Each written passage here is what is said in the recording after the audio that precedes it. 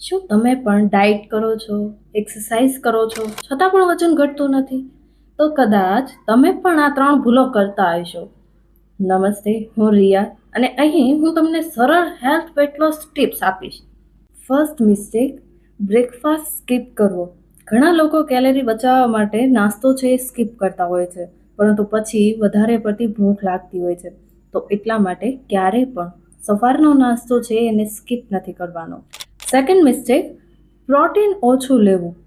તમારા મીલમાં weight loss માટે muscles power gain થવો જરૂરી છે. એટલા માટે દાળ, કઠોળ, પનીર, દહીં જેવા જે પ્રોટીન સોર્સ છે તેને એડ કરવા.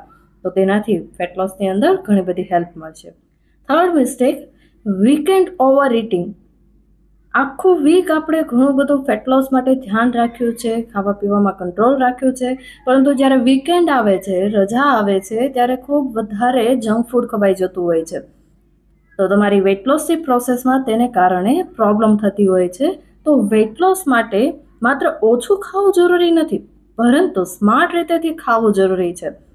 આ વિડીયો જો તમને યુઝફુલ લાગ્યો હોય તો લાઇક, શેર અને સબસ્ક્રાઇબ કરવાનું ભૂલતા નહીં. Thank you for watching.